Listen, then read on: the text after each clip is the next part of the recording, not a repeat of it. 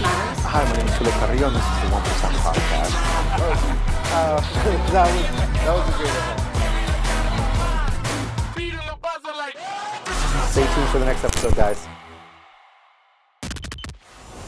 Hi, everyone. My name is Julio Carrillo, and I am co-owner and founder of Platinum Plus Capital and AmCam Financial. Today, we have with us Sayan Roy. Sayan, why don't you give us a nice little brief introduction about yourself, who, what, when, where, why, how, so we can get to a little conversation. Absolutely. Thank you, Julio. I'm Sayan. I'm the co-founder of ByteX, which is a global enterprise. We are headquartered out of Vancouver itself. Globally, we are operating in 30 countries. And as of now, we are obviously, due to the market scenario, we are focused on B2B as well as expansion towards LATAM and African regions. So, yeah. Awesome. You know what? Before we start, why don't we do this? We have a couple cups here for the glass. Since my Instagram handle is El Real Don Julio, I brought a little Don Julio. Would you mind a glass? Oh, yeah, absolutely. Absolutely. Okay, let's try to get this here. You tell me when to stop. Yep. Yep, I think it's fine. Okay. Let's have a drink, casual conversation. You know, a lot of what I want to discuss with you today was a lot about, you know, your business. You are in a very, you know, unique industry because it's one of the things that's changing our time right now with blockchain, with cryptocurrencies. A lot of people don't even understand what cryptocurrencies are. So, you know, because this is your business, why don't you tell us a little bit more about, let's just break it down and dumbify it for the people out there who just think it's Bitcoin, Bitcoin, Bitcoin, and, you know, massive loss, massive success. Why don't you break it down onto what the realities are? Yeah, absolutely. So with us, what we are trying to do is educate newcomers. So our platform is built in a way where, you know, even newcomers are educated with respect to investment news and with respect to any investment products, right? You have to be aware. So even on our app, the first thing you get to see is global news with respect to cryptocurrencies, right? As well as it's easy to use. The third thing is we enable a feature called as CDeFi, which means centralized, decentralized exchange. The main reason is due to the fear in the market with respect to your digital assets being held in a crypto exchange, right? So for example, last year we have seen a lot of exchanges going belly up because of, I would term it financial engineering, because, you know, commingling of funds as well as someone fucked up. Yeah. Mismanagement was there, right? Yeah. And that's where we come in as we are not a self-custody. Like that means is we do not hold investors' money, retail users' money, or, you know, any individual's money. They come in, they buy, they are enabled to use their own wallet via MetaMask, which is a decentralized, you know, platform where you can have your own wallet, right? It's like carrying your own wallet in a pocket or having a mobile wallet like Apple Pay, right? So the same feature, we enable it just to have the, you know, satisfaction of the user's security, as well as, you know, funds are safe. With respect to investments, you know, there's always ups and downs with volatility in the market, right? Due diligence is important, as well as with any new investors, I do tell them is like, do not put all your eggs in one basket, right? And there are certain things with respect to, like, when the market is pumping up, going up, you tend to, you know, have that greed. It's a human nature, right? You know, Bitcoin is going up. Why did I miss out, right? I should invest. That's wrong. But that's FOMO. That's fear of missing out. Yes, correct. So that's a wrong mindset, right? You should invest in a gradual manner, like dollar cost averaging, right? Like $10 on a daily basis, or whatever your monthly expense or expenditure is on the basis of that. So, Yeah. I have my opinions, but before we start, I'll give you a nice little toast. Cheers. Cheers. Let's enjoy. Now, it's interesting that you're telling me about all this stuff with regulation, because I dabble in the same industry as well, as we've talked about before. But one thing that I do know, and something that actually really bothers me or gets on my nerves more, is how much regulation and oversight is placed in something as such as crypto, and so little as something as a traditional investment or investment vehicle, or we'll call it a wallet, which is your bank account.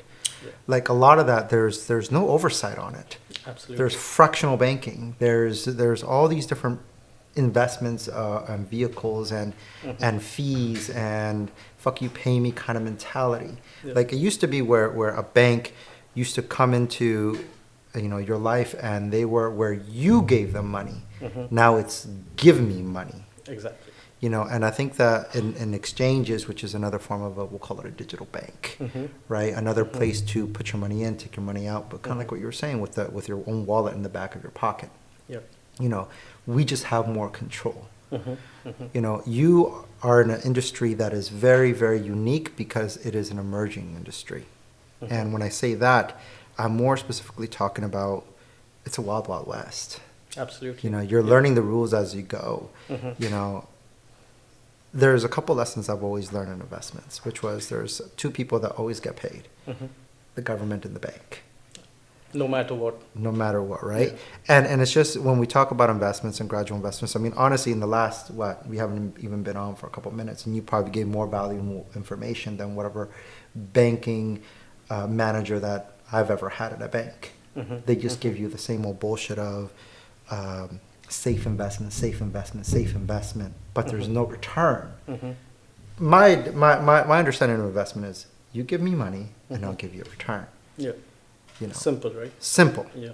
Now it's you give me money and I'll maybe give you a return.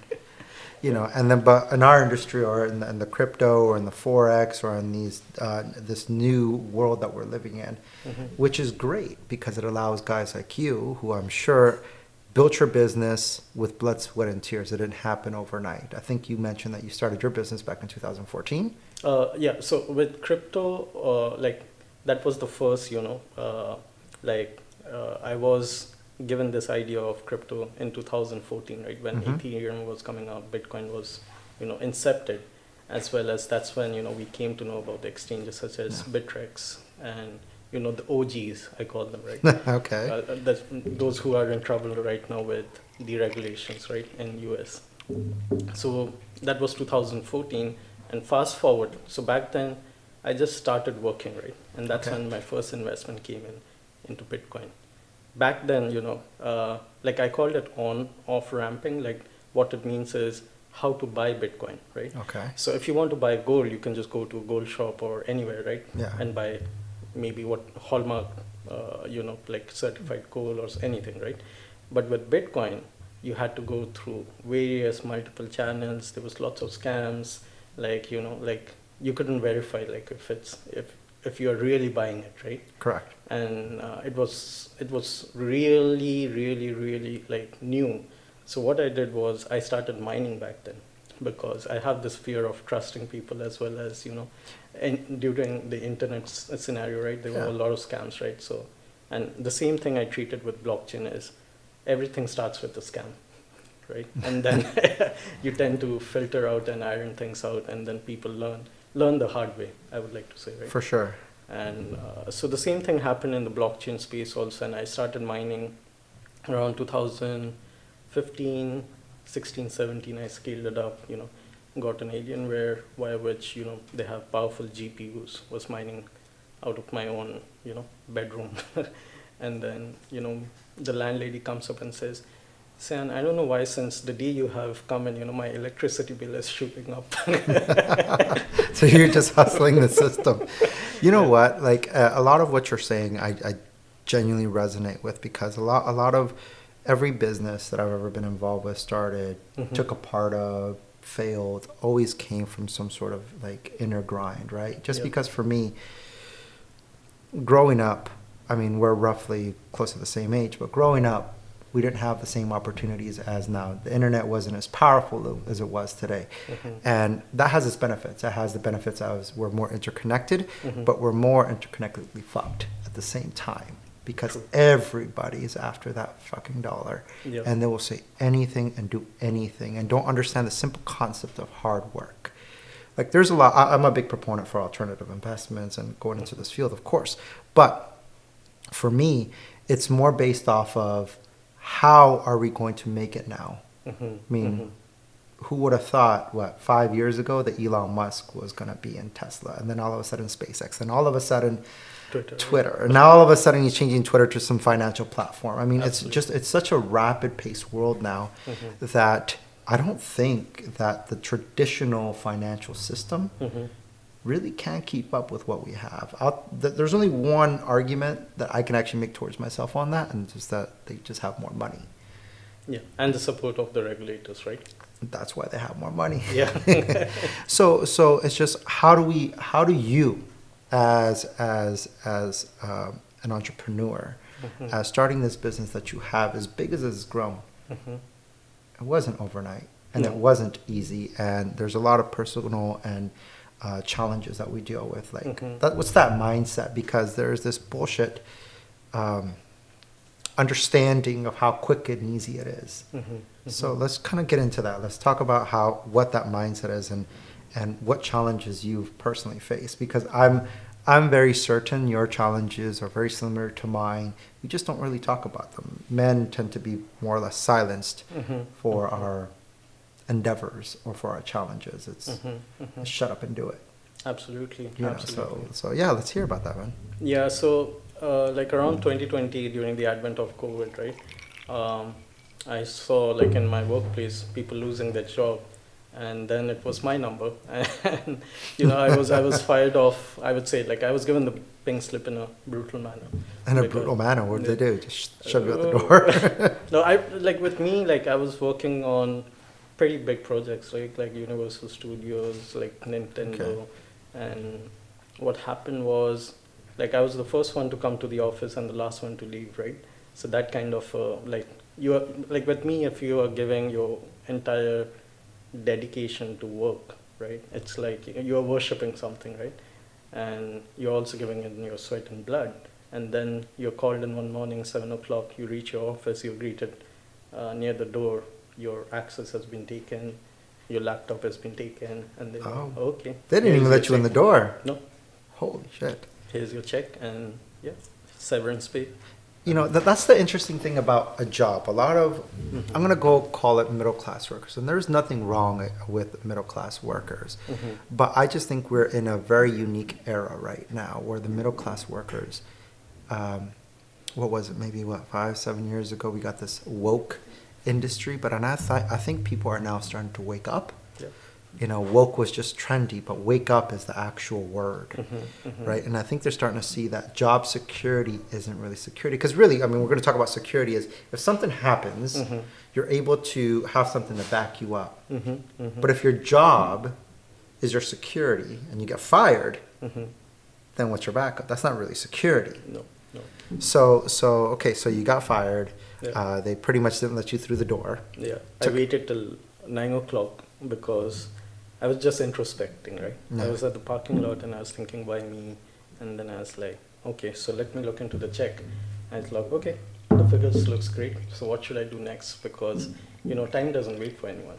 That's when it kicked in. Like, time doesn't wait for anyone, and especially for me. And no one will sympathize with you, No, absolutely That, not. Like, 1 or 2 people will just call you, okay, I'm sorry to hear and all this, but... Yeah, who's like, really helping you get that next job? Exactly. So what I did was I just waited for the liquor shops to open. Like around, I think 9:30, 10, one of them opened. I Early bought a starter, I six-pack. see. Yeah. 6 packs, Yeah. beer. Went back to my house and cashed my check because, you can just scan it and have that deposit That's the thing. beauty of technology. Yeah.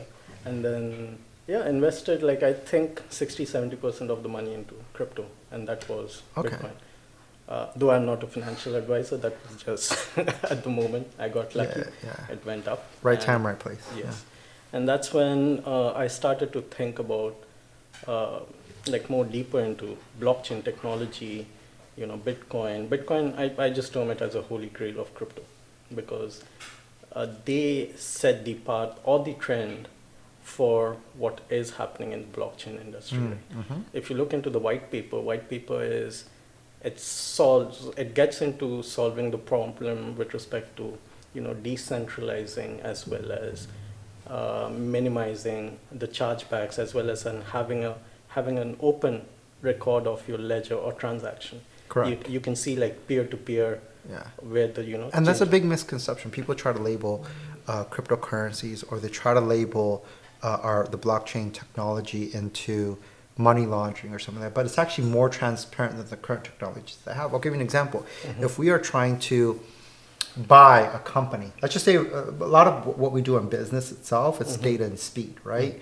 So if we have the data that, hey, I can buy out this company, but I got three other in, I don't know, France, right? But there's three other companies that are actually trying to buy that same company. It's who can get the money there first.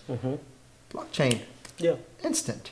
And you have a history, right? You have a history, and there's no overlooking what we're trying to do, and people can see it. And by the time client A is trying to wire, I don't know, 20 million, we could do that in blockchain technology within minutes. Absolutely. You know, it's in their account, they can see it, it's actual cash for the most part. Yeah, and there's transparency, right? There's an interesting point that you said, like with respect to money laundering and all, right?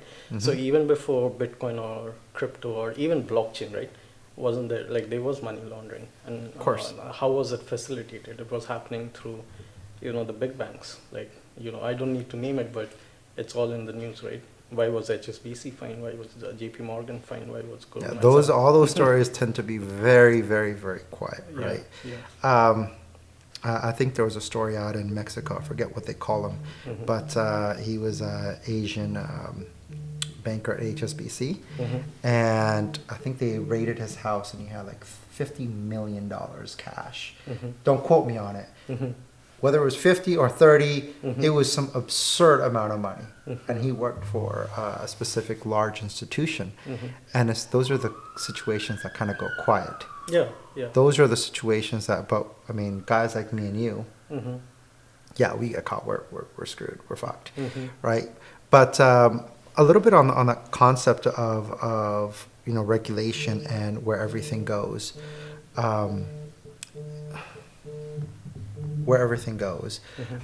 It's more on the lines of, maybe you share my opinion or not. We didn't talk about this. I think one of the main reasons why a lot of these crypto exchanges, we're going to go with Bitcoin, we're going to go with, what's the other one? That's not Bitcoin, I'm sorry. Coinbase, what's another one that's being kicked out of the US? Binance. My personal opinion is a lot of the reasons why they're getting kicked out or booted out of North America is because, as I'm sure you know, the Canadian government is coming out with their own coin as well. Yeah. So with respect to that, like I think it's termed as CBDC, right? Centralized like digital currency. So what happens with that is, like, even if the government is pushing for it, right? Like I looked into the white paper as well as like how the mechanism works. It's like government would have the control over everything. Like basically how much money comes into your bank account, goes out, how much, in the money market, M2 market, how much money needs to be printed, right? As of now, money market is controlled by a few larger institutions in Wall Street that dictate to the government, like, this much money needs to be printed for X amount of time. But with CBDC, they would have the data sets as to what's your inflation going to be forecasted, as well as how much, money you need to print to have the US dollar, stabilize compared to other currencies. Absolutely. But with respect to individual, I would be scared because, like government has all the data, right? They're monitoring everything basically, right? And that's where the decentralized aspect comes in. It's like you have a decentralized wallet where, your investments are your money, right? Basically, you should have the right to choose. And it's good to have data, but obviously it's data in wrong hand, right? We don't know what government is going to use it for, right? There's a reason why Microsoft tends to control the privacy policy with respect to whatever is said on the mic. Wow, in the there we gaming go. Now we're industry. getting to some bombs right there. Right. As much as we can continue on the same topic, a lot of this is just, this stuff didn't come overnight for you. No. This journey, this path, this way of the way you do business did not come overnight. And, big fish eats little fish kind of concept, and the only real way to make a change, Dan Pena always said, if you want to save the fucking rainforest, go out and make some money first. Yeah. So for me, it's all about, okay, we have to deal with the industry that we're dealing with the rules bullshit. Rules that we have to deal with, and we have to just kind of navigate it just so we can eventually make the changes we want to make. Absolutely. You know, a little sad that FTX took the route it did, because they were actually one of the big conglomerates. And, I mean, call it for what it is. He paid off a lot of the political parties for what they were. And now he's, I wouldn't call it getting a slap on the wrist, but he ain't going to jail. No, he won't. He won't. Yeah, and it's fucked up, right? Yeah. Because it's the little guys, it's the little fishes like us that get really beat up for it. We're the ones who have to abide. We're the ones who have to go with the rules. We have the ones who go regulation, build the banking relationships, which really no one wants to build with us as it is. So it's all about those relationships, which kind of leads into the mindset of this whole thing, the resilience, because you have your own bullshit. I have my own bullshit. And at the end of the day, as men or as men in business, I don't want to talk about that, we're required to perform at the end of the day. Absolutely. So yeah, like I would term it as like, there's a saying, right? Adversities defines a man, right? Like, yes, the situation builds a man, regardless of if he's having ups and downs, right? What you, like how you choose a path or how you build up your empire, it's up to you, right? So even with the company that I have co-founded with Rob, who is an amazing gentleman, right?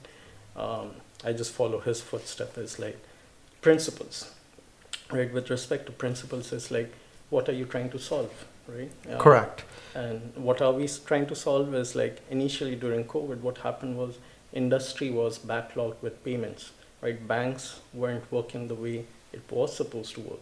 So outward remittances, settlement, like especially in the gold, like oil and gas. Yeah. So I love what you're talking about there, because banks weren't performing like they're supposed to, and I can almost tell you why and how.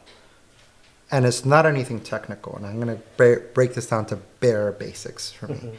It's because they were too fucking comfortable making the money and doing business the way they always did, and no one was really there trying to innovate. Yeah. No one was trying to go with the curve, because there is a curve. Yeah, absolutely. Yeah. Look at the curve now. I mean, look at our industries. I wouldn't be making the money I'm making if there wasn't anybody who wanted my business. Same thing with you, right? So it's our job to always, as the little guy or as the guy that's trying to make it bigger or better or trying to make it in this world. There's one piece of advice I can always say, and that is provide value. Yep. You know, hard work and provide value. You saw a value or a niche or something that you were trying to provide in your industry, and you saw it, you took advantage of it. I'm going to assume you worked your ass off for it, right? And it's just one of those things where we have to just perform. What was that statistic you gave me earlier about Vancouver? Oh yeah. So with respect to Vancouver, right? Like homeless people. So I was looking into this research where 68% of the homeless people are men, right? And out of which, like around ballpark 24% were involved in domestic dispute. By domestic dispute, I'm assuming divorce, like certain allegations, like, you know, police findings, something or the other, right? Yeah. Because like, and the question that came into my mind was like, why is the system, like, you know, why are people on the streets when you have housing, when you have shelter, and, you know, government is doing something or the other. Then I came to know is, okay, it's not for the men, right? Like in case of a domestic dispute, a woman has been given shelter, they have been given counseling, they are being assisted by, if they have a child, they are being assisted by Ministry of Child and Family Development. I think it's MCFT basically, right? And for men, they're just put out to the street. And what if that man was completely, you know, involved in his family? He doesn't have friends, he doesn't have, you know, people. Well, that's the interesting thing when, and I'm only going to speak for a man here, when a man goes through financial difficulty or when a man goes through emotional difficulty, he is more or less outcast because no one wants to be around him. No, no one. No one wants to surround himself by, what's it called? Did you know he's going through divorce? He's Yeah. losing this. No one cares. Yeah. The amount of men that I have met that tell me the process of divorce, the process of allegations, the process of, the mental, what's the right word here?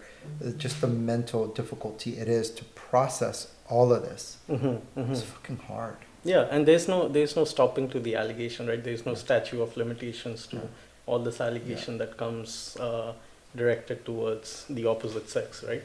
Yeah. And to be honest, I think a reasonable conclusion would be to be a better person. Yeah. You take a new chapter out of the book, and And some can and some can't, but Some cannot. that's Mostly, why yeah. I believe, and I genuinely believe in this, is that's why there's a call to 1%, is those who can meet through it. I mean, my uncle, he went through a very nasty divorce, and I know that my aunt at the time, before they were divorced, his ex-wife, accused him of rape. Yeah. And he convinced his two daughters she convinced his two daughters to testify against him. And at the end of the day, during cross-examination, actual research, aside from an allegation, they found that it was all a lie, right? But the most bizarre thing about all of this for me was there was no jail time. That's a harsh allegation. You're talking about someone's life. Man, woman, doesn't matter how you identify. That's someone's life that you're about to put behind bars literally for the rest of their lives just because of an emotional outburst of whatever it may be. I don't care what he did, what the relationship encountered. I'm not there. I'm not one to judge, but I don't think it deserves life in prison because you're pissed off at him. And the fact that you're manipulative enough to convince children to be a part of that, and there's no consequence. That's sad. That's sad, right? That's bullshit. Yes, and I don't think the legal system is built in that manner, to be honest, to go after with respect to falsifying as well as manipulating, because Of course. if the evidence are, even if they're proven like guilty, not guilty, like the battle for defamation is uphill. Yeah. Because they would say at that moment, I felt that was the right thing. So there's something in the law is like you can make allegations to up to any extent, whereas without any reasonable doubt, because that's your point of view, free speech, right? Basically, they term it as that. For sure. But then there's something called as slander and libel action, right? Yeah. But not a lot of people know about it, as well as you need to have the right amount of resources, someone to support you, as well as it's a battle.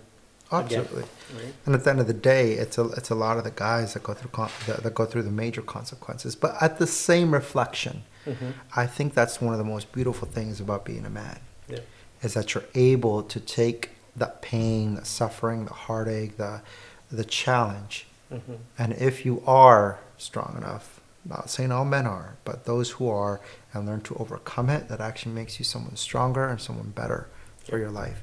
And to some people, it becomes the catalyst of building a massive empire to prove those people wrong. One of the major things for me is understanding yourself, know thyself, and know who you are, what drives you. Like, I know what personally drives me. I need an enemy. Like, even if he's not there, I'm going to create an enemy. I'll talk shit to myself. If I'm at the gym, I'll call myself a bitch. I'll do whatever it takes to make sure I know that I need to surpass. And I think even in your circumstance, to build the empire you now built with the amount of countries you have behind you and the network that you built, it wasn't overnight. Working with that's the crazy thing about this industry. Everybody thinks it's so fucking easy, right? But it's something that you should really take a look at and be proud of, and more importantly, understand that it's just the beginning. Yep, absolutely. Yeah, and to be honest, like, those are the learnings and the principles that determine of who you are, right? That's your personality, basically. And you can never give up, to be honest, right? Absolutely. You have to be the better person, turn a new leaf, always fight back. And this is a very wise man, right? Like Rob told me this, is like, if you have done nothing wrong, and if you believe in yourself, right, be honest to yourself in front of the mirror.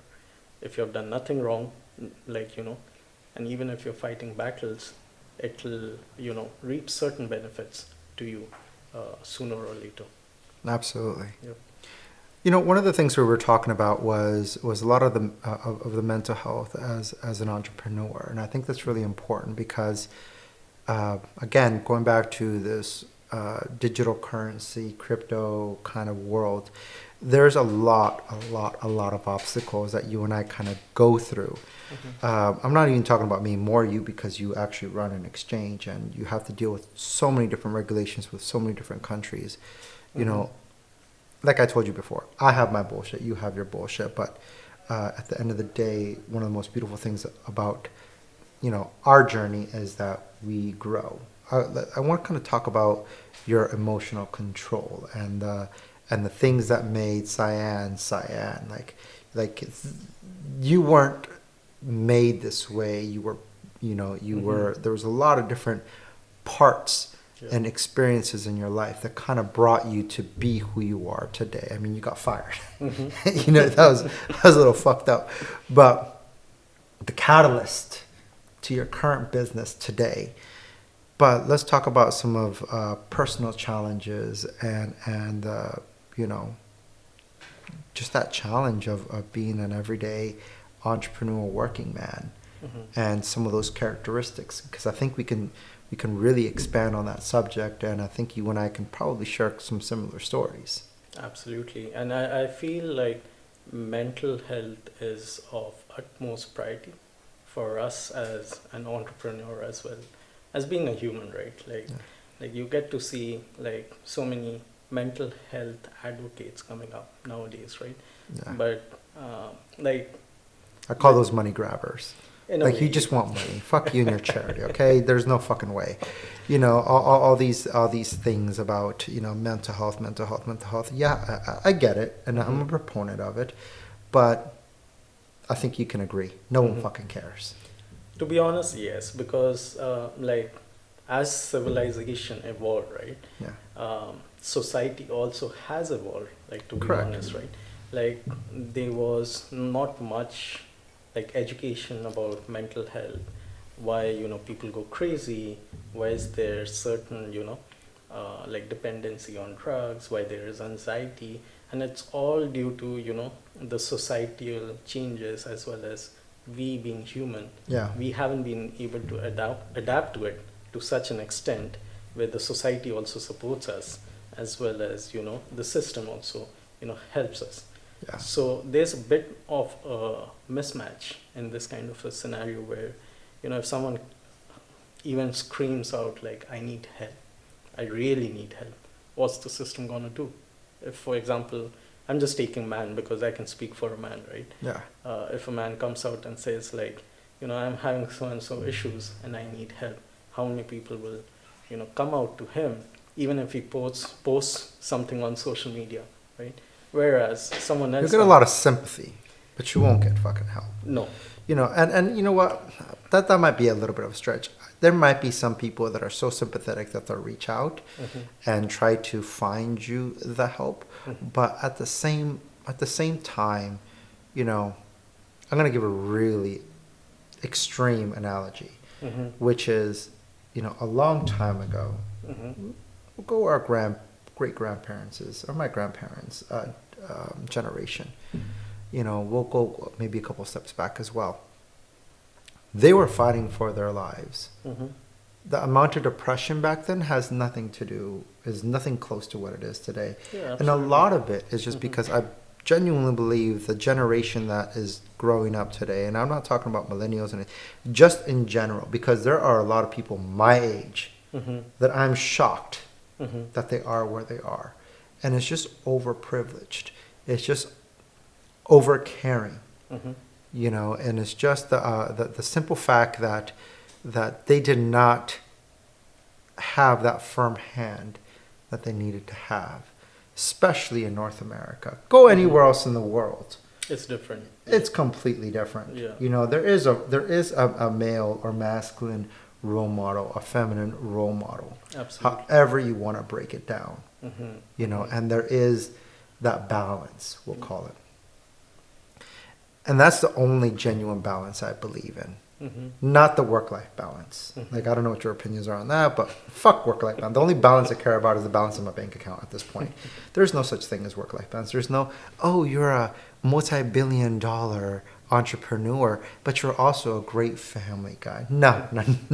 I mean, look at Elon Musk, Bezos, all these guys, Gates. They're way over the line of balance. They focus and work. And that is the silent sacrifice that a man, as a father, as a husband, as a provider, as the eldest son, can provide to his family. We work our asses off just so we can make sure everybody around us is successful. Like in my family, I'm the oldest. I have a responsibility. And yeah, I may not get along with my sister so much because I'm the Looney Tune, the one that has the big ideas. And at the same time, you know, even my mom, it took a long time for her to understand I know what the fuck I'm doing. But it's my responsibility. Yeah. And I may not agree with everything my sister say or my brother say or my mom says or my aunt say or my grandma says, but I know respect. And I learned to shut the fuck up. Yeah. And that's what is missing nowadays, right? So I term it like a Nobel laureate is given the same platform as someone who is not as educated with his or her opinion, right? Yeah. With respect to stating something. Like everyone has an opinion nowadays. And that's okay. Yeah, which is okay. But back in the days, you know, like that's why I say the earlier generation was a bit tougher. They were more disciplined in mannerism because they knew when to listen, number one, and when to talk, right? Exactly. So, like with respect to, like in the 18th century, right, French Revolution also happened because there was a Catholics, there was, you know, some reason behind it with respect to the society needed a change, right? They were being, you know, pushed down, and there was liberal, you know, thoughts weren't flowing in, as well as the economy, everything was in tatters, right? Yeah. So I do feel like we do need some kind of a revolution to get out of that comfort space specific to North America. Like this is the main reason I'm saying is like I've lived in regions such as Middle East, Africa, like Africa predominantly in Nigeria, Ethiopia, Kenya and Tanzania, right? So I've seen life, and I was the youngest field engineer in the company, in the oil and gas company. And when I looked around, like when I was working in the jungle, right? Like hold on. Yeah, cut that. The fuck was that? I thought I had headphones. Yeah, so like I was telling, like I've lived my life mostly in those regions, right, where I was the youngest field engineer, and with like I try to observe my surroundings, right? So you are in the middle of the rainforest where you have I would call communities, bush communities, where they don't have, you know, food to eat but bullets to fight, right? Oh wow, that's powerful. Yeah. So, and then, you know, they can kill their own for a few dollars, right, basically, and they don't care about life. So as well as when you educate, empower those communities with education, you see the result as well, because certain sections of the community, because since we were an oil and gas company, right, so we had different production facilities, exploration facilities. So I got to know, like, you know, with the advent of education, empowering the society with, you know, like books, as well as, you know, telling them about what's there outside for them to, you know, achieve. So if you don't get out of your comfort level, or if you don't go out of your ecosystem, how would you know the world works, what's there in the world, and what's there for you to achieve and win? You might lose, but then at least you tried, right? And the thing is, like, with trying is like you try again and again, and that's how even you keep on saying it's like it wasn't an overnight planned journey, right? So we failed quite a few times, you know, like we were taken for granted by people. We were, you know, we were also, you know, scammed by a lot of people who said they were Not the supposed- Prince of Nigeria.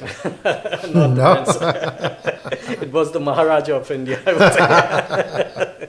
But yeah, like those things, you taken into your learning, as well as Yeah. you learn from them. Do not crib about it, as well as do not repeat the same mistake twice. Yeah, you try Once- not to. Yeah. Try not to, yeah. As well as once bitten, twice shy, right? So there's a reason for all these sayings, because you have to implement in your day-to-day life so that you understand what's the essence, right?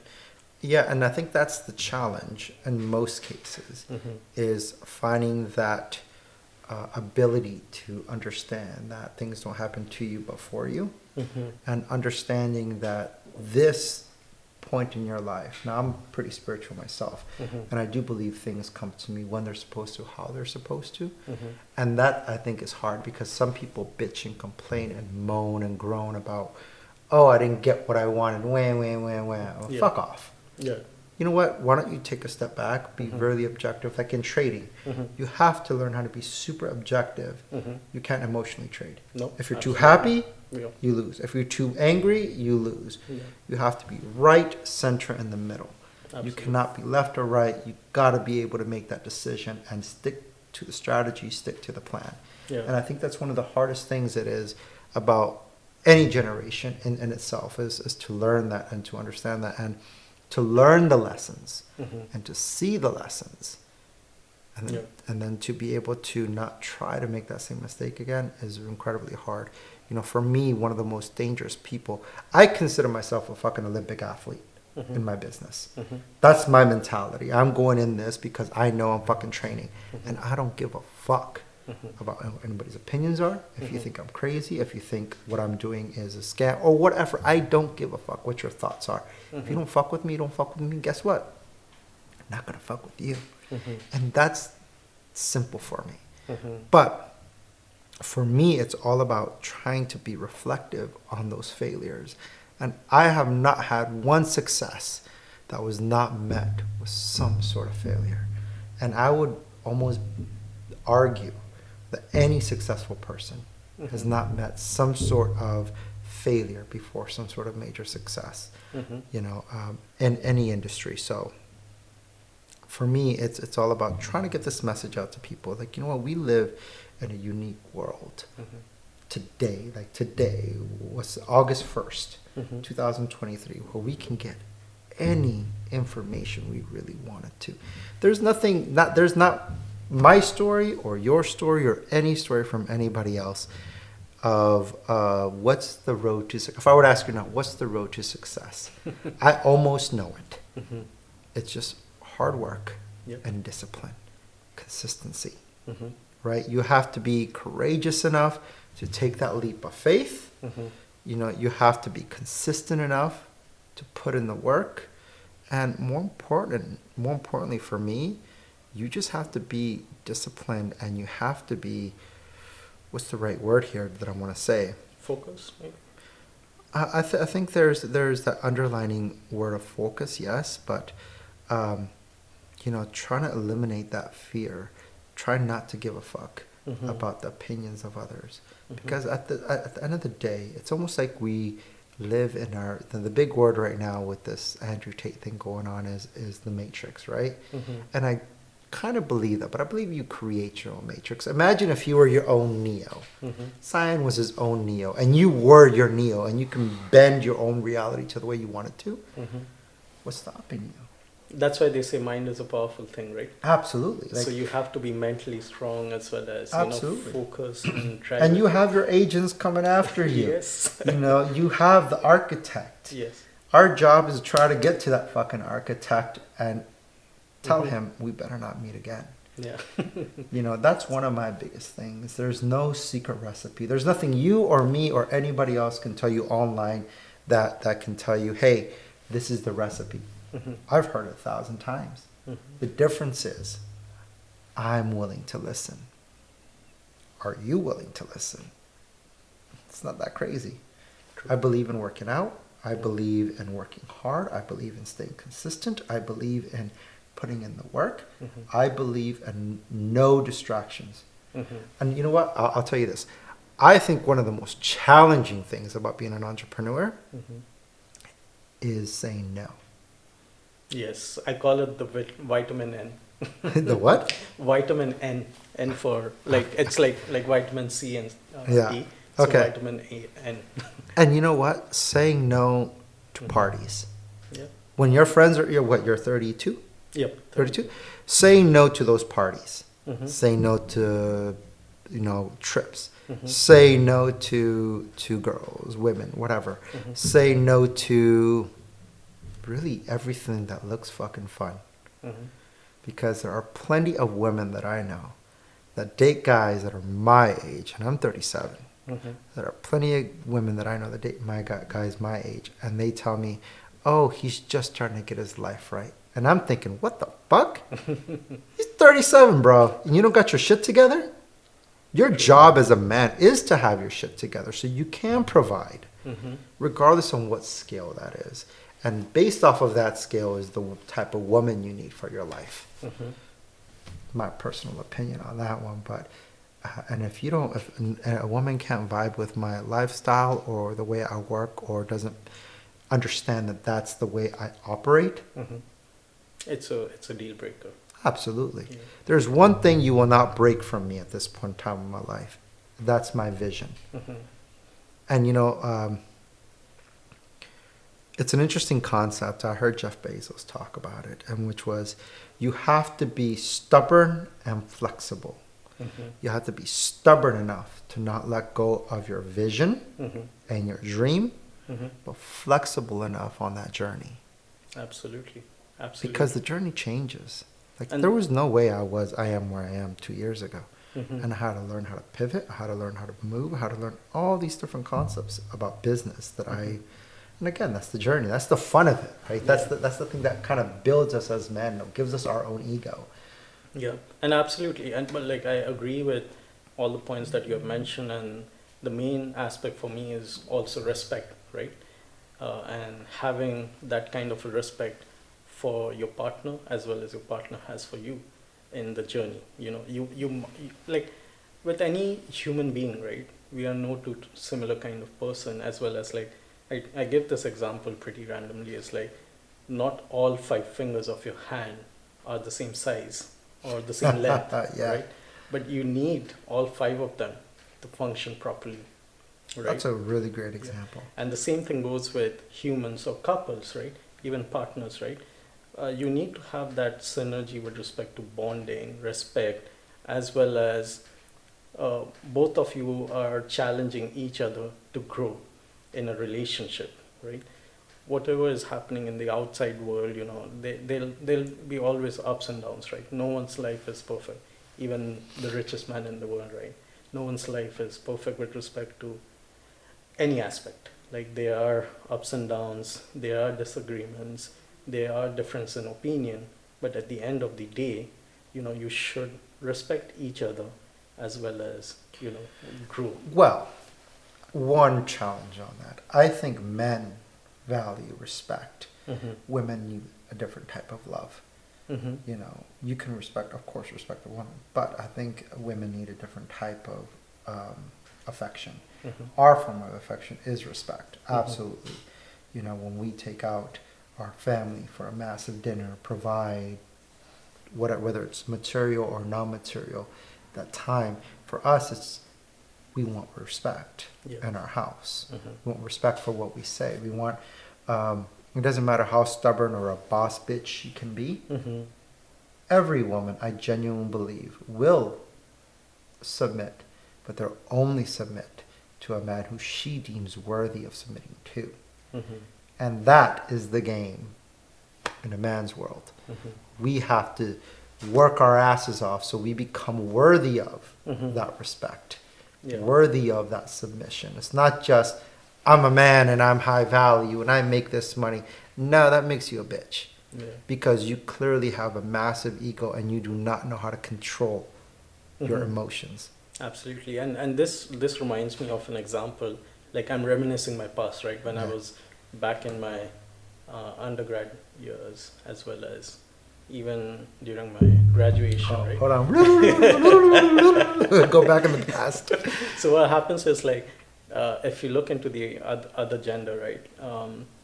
Same age, same group, like they can have fun even if they don't have the money to spend, right? Yeah. Like as well as like, whereas we are struggling, we are working like maybe 2 jobs, part time, trying to pay for our college fees, accommodation, day-to-day expenses.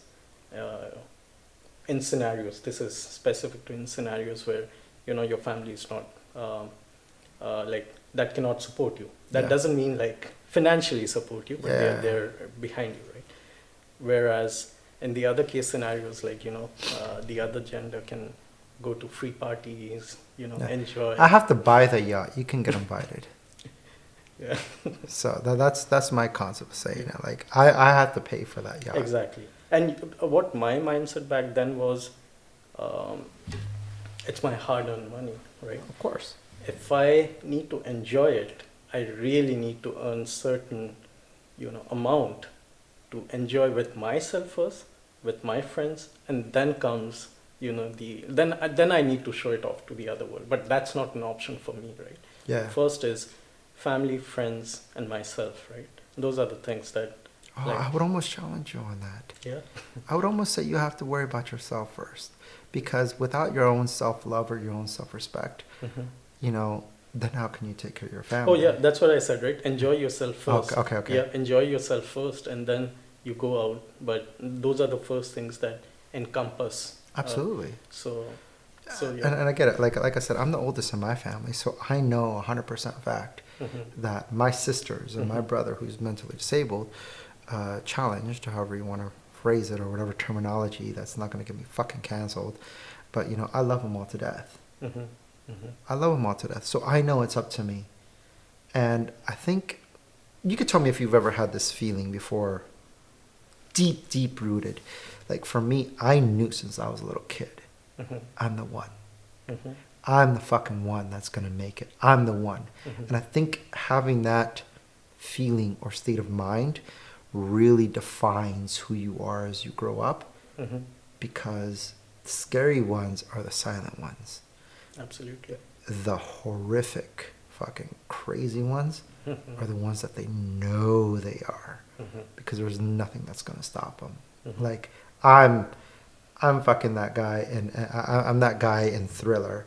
I'm that guy the zombie. Kill me, I'll still come back and fucking haunt your ass. There's no way you're gonna stop me. Yeah. You would have to literally kill me, and even then, that may not even be enough.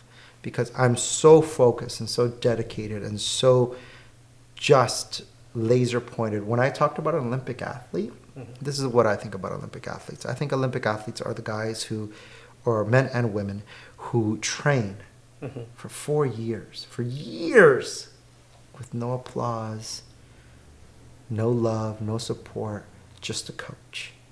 Blood, sweat, and tears, just so they can have that one moment to shine, just so they can have that one pitch, that one investor, that one contract, that one regulation, that moment where you just needed to perform, and all this stuff that came up behind you molded you into who you were supposed to be. Absolutely. And it's like a sculpture, right? Basically. Yeah. Like it's like a... I'm my own fucking Michelangelo. I'm my own Da Vinci. Exactly, yeah. I'm a fucking 16th chap when I'm slowly painting it every single day.